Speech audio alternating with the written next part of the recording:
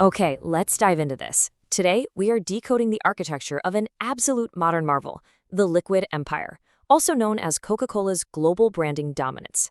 Over the next few minutes, we're going to break down exactly how a simple, single entity managed to touch literally every corner of the earth.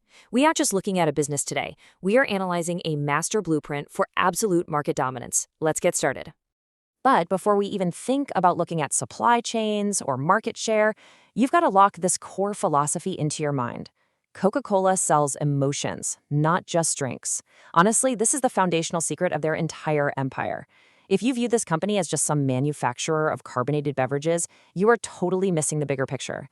Every single decision they make traces back to this one undeniable truth. They are literally in the business of manufacturing feelings. Over a billion. And get this, we aren't talking about dollars here. We are talking about daily servings. Nearly 2 billion times a day, someone, somewhere on Earth, cracks open a Coke product. That represents just an astronomical volume of physical product moving across oceans and borders every single day. I mean, really think about what it takes to pull that off. This is a level of market saturation that's almost impossible to wrap your head around. It's a titan woven right into the very fabric of global commerce, serving as this constant, humming backdrop to our daily lives. So, to truly understand how they reached that mountain of daily consumers, we've got to peel back the onion a bit. The liquid empire achieved its unparalleled global scale not through the drink itself, but through an absolute mastery of consumer psychology. They didn't win because they had the undisputed best-tasting liquid in human history, right? Remember, this whole thing started out in the late 1800s as a humble pharmacy tonic. The real magic happened when they pivoted. When they shifted from selling a medicinal syrup to selling a lifestyle. They won because they mapped the human mind. They completely bypassed our taste buds and went straight for our psyche. And this brilliantly illustrates exactly how the psychological mastery plays out globally.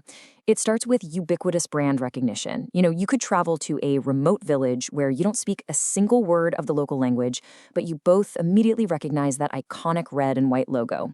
And of course, that's backed by unmatched global expansion. They literally built the physical infrastructure to put a bottle within arm's reach of desire anywhere on Earth.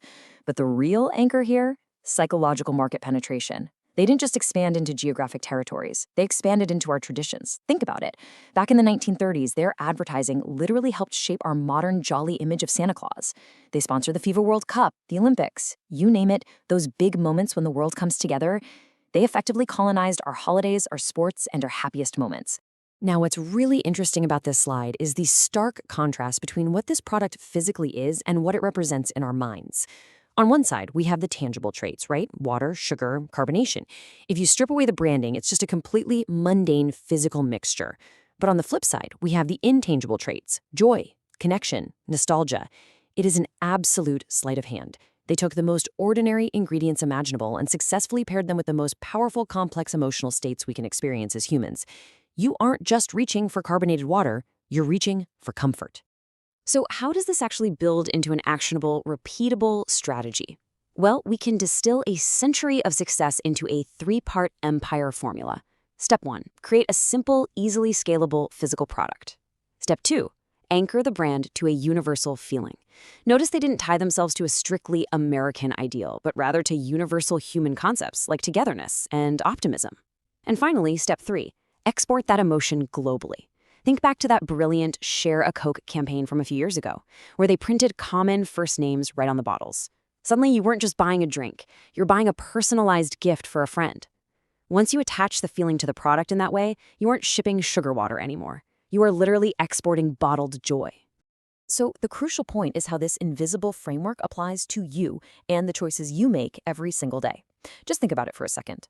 When you reach for your favorite brand, whether it's a beverage, your smartphone, or, your favorite pair of sneakers, are you actually buying the physical product? Or are you buying the feeling that brand has engineered you to feel? Are you paying for tangible materials or intangible emotion? Because once you start noticing this invisible architecture of consumer psychology, I promise you, you're going to start seeing it absolutely everywhere. Which brings us to your final takeaway.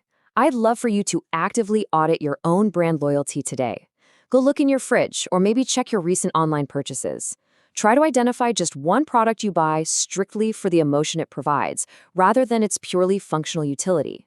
Really break down its tangible traits versus its intangible ones.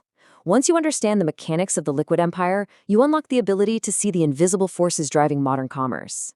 So the next time you make a purchase, ask yourself, who's really making the choice here? You or the empire? Thanks for joining this explainer, and we'll see you next time.